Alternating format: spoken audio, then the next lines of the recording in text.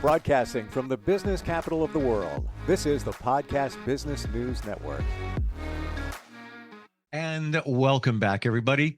Every time we get together with her, lots of insight about things that are spiritual, energy healing. That's all in her wheelhouse as a spiritual coach.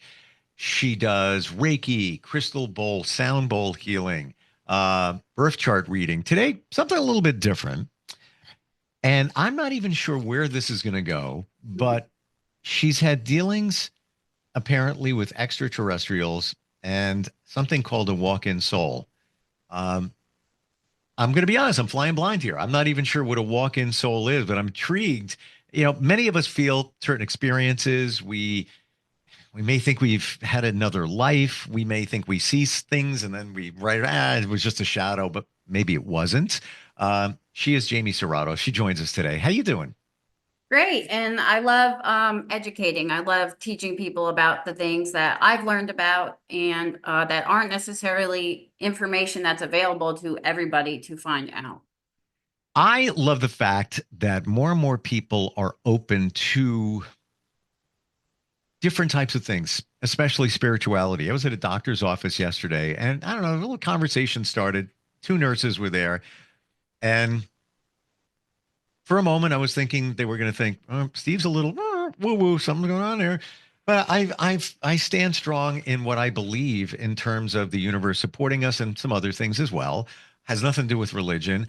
And right away, they were on board talking about chakras, energy, Reiki. We're talking about how some doctors do Reiki before surgical procedures and all of that. And I was like, all right, more and more are open to learning or understanding or even trying to understand what's bigger than us. So walk-in experience, what was that again? Walk-in I am a walk-in soul. soul. Thank you. What is that? So a walk-in soul is somebody who helps out a soul that is currently living out an incarnation that might be very heavy and very difficult. So there's a concept called the natal soul. That's the soul that is born into somebody's body during an incarnation. And a walk-in is someone who comes in and replaces that soul at a certain point during that person's life. So when I was 25 years old, the natal soul that was born into the body left. She walked out. She went across the veil. She went through her own death process, a life review. And at that time, I began experiencing a lot of extraterrestrial contact. And I was inserted and installed into this body. And I've been here ever since. Lots to process there. So we're going to go over that again for a second. You believe that you are currently occupying the fill in the blank.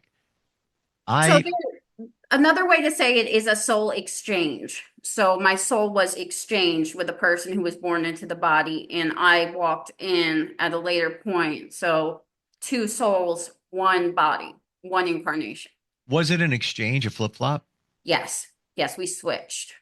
So let me make sure I understand this right. You at this moment, this is fascinating. You at this moment are occupying the body of, I'm just going to say someone, just go with me on this, of someone whose soul didn't originate in that body. So her soul originated in the body. I'm the one who didn't originate. I'm sorry. That's what I meant. You replaced the soul that originated in the body. Correct. Wow. And did that take place because she had challenges at that time and you were, I guess, sent to do that job? Yes. I have some memory of before the exchange happened, and I came and I viewed her situation. I viewed, the family members that she had, the karma she had worked on already, and the situation she was in and why she needed to get out because she wasn't going to be able to live the full lifetime because she had a very difficult assignment. So it was like a passing of the baton. She was like, I did my part. It's your turn. And I came in and, this body and I had a complete personality change overnight. Like my personality changed. I no longer felt the same about the people in my life. They were like strangers to me, and I basically started a whole new life. It's almost like the witness protection program in a way. It very much is. My Yes. gosh. Yes. So, I moved across the country. I let go of everything from my old life. wow. This just gives more thought to there's things that are bigger than what we think they are and going on here. So, to better understand this, did you know this change was coming, or it just happened? So the previous soul that was in the body, she was praying. She was praying to leave that body, actually. And she had some awareness and some communication with her spirit guides, not to the extent that I have, but she was always asking, "Can I go home? Can I go home yet?" And I don't think she consciously knew that was going to happen, but I think she had a subconscious awareness that she always kind of got guidance that like you're almost done. Like you just have to make it a little further. Like you can do it. So I don't think there was a conscious awareness that she was going to pass away, that she was going to leave. But I definitely think subconsciously she knew that she was never alone and that there were guides with her and that she was being assisted at all times. Um, so see if I have this right.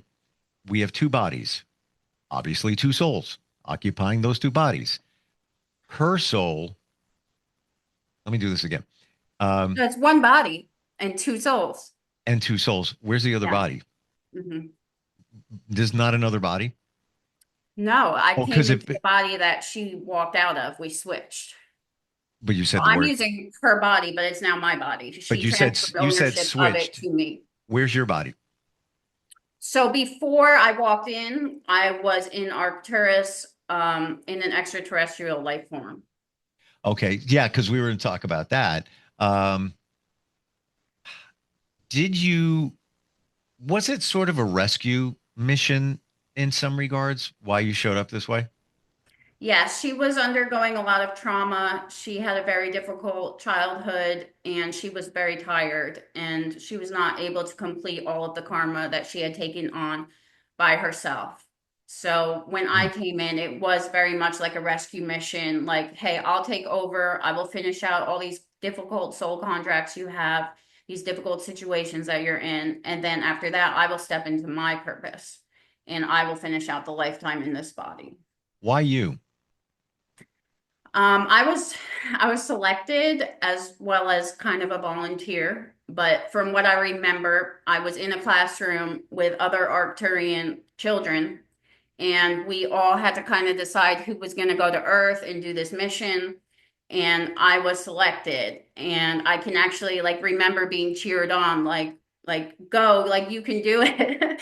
And like I was super excited to come here and to fulfill my mission. Do you remember the beginning of that exchange? Your soul replacing hers? Yes. So I'm a fully conscious walk-in. I was aware of the whole thing, but that is a rare thing to happen. But yes, I remember the day I walked in. I know the date.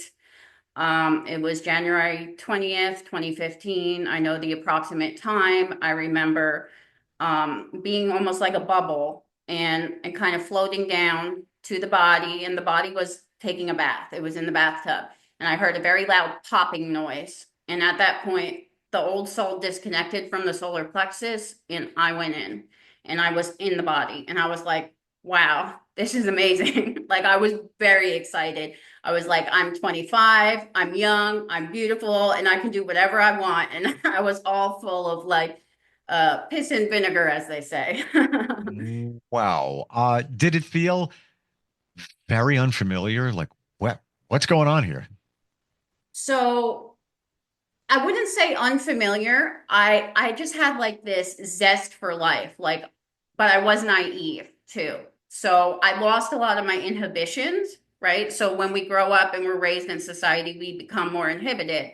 And when I walked in, I had very low inhibitions. Like I would go out, I would sing karaoke, I would be partying, dancing, and this was a complete personality change because the previous soul was very introverted.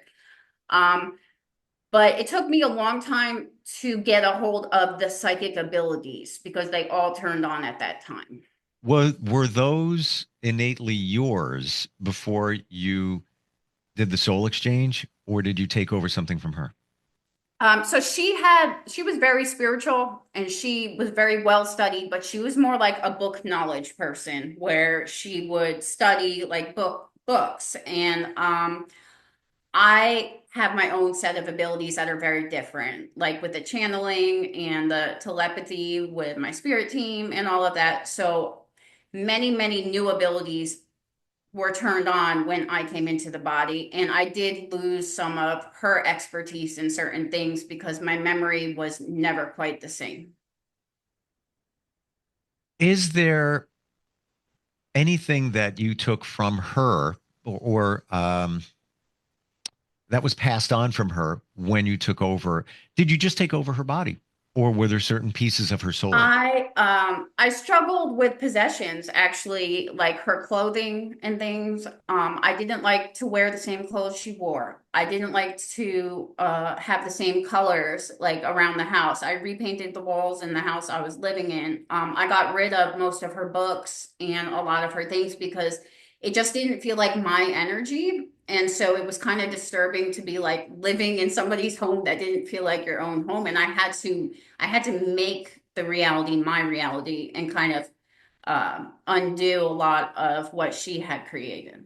So you basically started a new life in a lot of regards. I did. I walked away from my, you know, my birth parents. That was not a really healthy relationship anyway. I moved. I left the state within 6 months of this happening.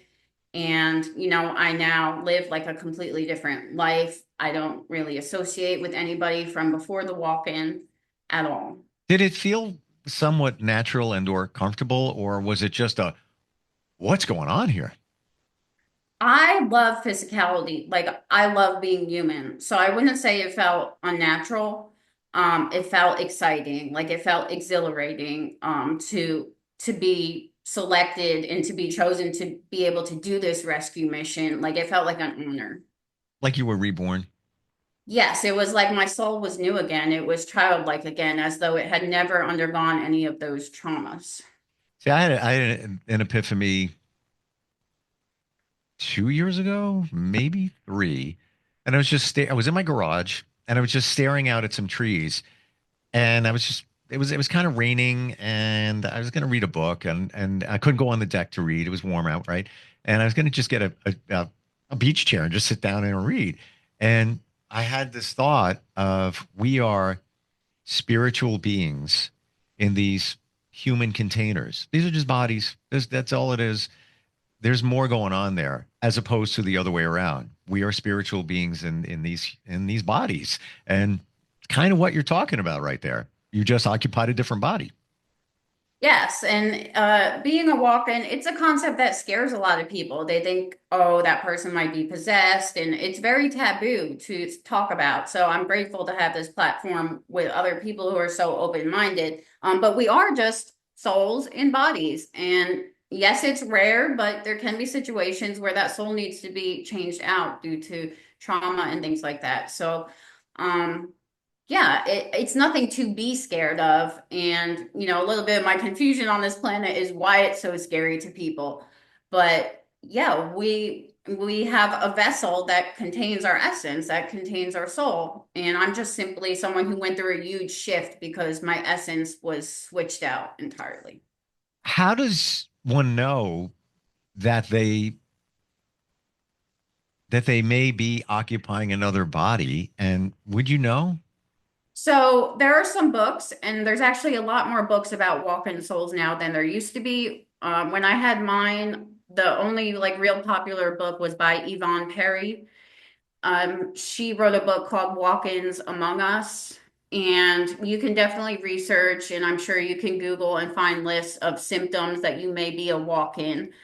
Um, I haven't met a lot of other fully conscious walk-ins. Some people go through this experience due to a near-death experience, like a Mhm. car accident or something like that. But what you would find is that your memory begins to fade from before that experience. And you might remember, like I remember my childhood here and there, but it doesn't feel like it happened to me. It feels like I'm watching a movie or I'm reading a book about it if I Mm, remember my childhood experiences. So you would have, a disconnection in your memory, and you would also feel like, your mother or your father or your brother or your sister might not really feel familiar to you anymore. mm. I don't really feel a sense of like belonging or togetherness with those members of my family. And I also I underwent a complete personality change. So those would be kind of the three obvious signs that someone could be a walk-in soul. For anybody that thinks this is kind of out there, kind of woo woo, I have an open mind to anything now in my journey. Yeah, I used to be a little more jaded. Now I'm like, all right, interesting. Prove it otherwise. I live in lyrics, and the song that resonates for me, and now I view the song in a different way, and it kind of applies to lyrics. It's called Once in a Lifetime by the Talking Heads. Yeah, I Came like out in the 80s, it. and a lot of current artists, I mean, top current artists, Drake, et cetera, et cetera, et cetera, on and on and on and on, listen to this song once a month on a regular basis just because of the way the song sounds, the texture. And I'm going to read the opening lyrics, and it almost sounds like what you're talking about. And you may find yourself living in a shotgun shack, and you may find yourself in another part of the world, and you may find yourself behind the wheel of a large automobile, and you may find yourself in a beautiful house with a beautiful wife. And you may ask yourself, well, how did I get here? Yeah, And I mean, life is amazing, and I think my experience is proof that we can undergo radical shifts in our mindset, yeah. in our abilities, and we can heal and we can recover, and we can always live a new life at any point we decide we want to. Now, you made a reference to an extraterrestrial situation that led to this. Tell us about that. So I have extraterrestrial family that more or less watch over me, make sure I'm okay. And from my understanding, they facilitated the walk-in experience so that it could be fully conscious, so that it could be done safely and as effectively as possible. I need to are we talking about in our galaxy? Like, we have these visions of what an extraterrestrial is. Like, how would you describe it? So the main extraterrestrial I work with, his name is Ko Shah, and he does have a ship.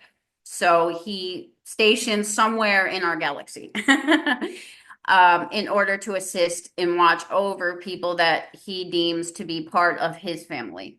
Because we all have some extraterrestrial star family and different lineages. So yeah, he's actually a physical person. He's Pleiadian. He's in a Pleiadian body at this time, but he's multidimensional. So he also functions as my spirit guide at the same time as being in an extraterrestrial body.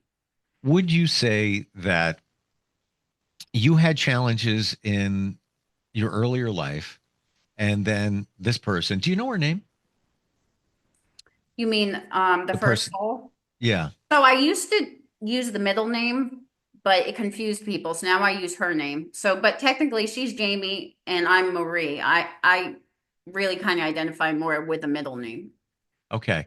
Um, it sounds like, and I'm just looking at this, flying the plane over, the bleachers, trying to, absorb this, that you had challenges in your earlier life, and she had challenges and eventually passed on. And do you think that that's why this synergy took place where you occupied her body? Well, I see us as being like soul sisters in a way, like we're part of the same oversoul, we're part of the same soul family, but she had much more lifetimes on Earth before. So, from my understanding, this is my first real lifetime on Earth where she had many, many thousands and thousands of incarnations on Earth. Oh, okay. So she had more karma she had to clear, and but I was kind of a new soul that was birthed from the oversoul. So I think we just matched up because almost her darkness was kind of complementary to my light in a way. Why did she have so much karma to deal with? Because of war, because of her. Anunnaki lineage and her ancestors and the things her ancestors had done. She has, Anunnaki ancestors, and there was a lot of control and domination on the planet from that species. So, in order to help clear that karma, she would have to incarnate and actually kind of experience control and domination dynamics, but be able to transcend them and to alchemize them and clear them in order to help heal her ancestral lineage. So you have intuitive abilities, and you use that to help people heal. Did you have that prior to taking over her body, or it just came about? No, at the time of the walk-in, the old soul was just working like part-time as a nurse. She was very immersed in spirituality, but she was not trying to do it as a profession or help people in it with it in that way. Wow. Do you think it would ever happen again where you would occupy somebody else and this exchange would take place down the road? Could that happen? I used to worry. I used to worry when I first walked in, like, how long am I going to be here for? Like, I how don't much blame time do you. I have? But now I feel pretty secure. There were times I got frustrated being here, and I'd be like, "Can I just walk out? Can I just leave?" And they were like, "No, you're here for the rest of the lifetime." So I've been told that over and over enough times that I feel secure that this is my body, and I'm not going to have to leave or exchange again. But yeah, it's definitely something that I thought about a lot. Like, what if there's another soul exchange and I have to do this all over again? Where do you get guidance on this? I mean, you can't Google it. Yeah. Okay, like the Akashic records. Let me access those and let me see what's going on and where it's going to happen. Um, Yeah. Wild, fascinating. You know, call it. We talk about reincarnation, past lives, and all of that, and this kind of sounds like it's in It's that close to that. wheelhouse, Yeah. right? It definitely goes along with reincarnation. If you don't believe in reincarnation, my story won't make any sense. You know what? I'm open to, again, to anything, learning different viewpoints, and just the what I said before, how we're spirits in these human containers. Where did that come about? Honestly, it was after my mom passed, and I feel that her spirit's always around, and that's what kind of made me. And I asked for signs. May have shared before. I get very specific, very deep, very specific things from her. And there's no doubt in my mind it's coming. Either she's sending it or sending it to universe, and it's coming out, whatever. They arrive and I see it. And that was my eye opener to, oh, okay, when somebody passes, their energy's still around, hasn't gone anywhere. And we have to open up our eyes to see the signs of it. And that was kind of the door opener to a lot of what we're talking about here and trying to process and understand it. But that's what you do in terms of helping people through healing and spiritual coaching. And what's the best way to find you? They can email me, jamie@calmerwaterscoaching.com, or you can give me a call at 228-332-6024. Amazing talking with you. Super interesting. And thanks for helping us understand something. If somebody's feeling this may be coming their way or they're occupying, maybe they don't feel in their skin, whatever it might be. Maybe there's a reason for it. Maybe there's a reason to look deeper into it. Appreciate you being here today. Yeah, thank you. Thank you. We'll be right back.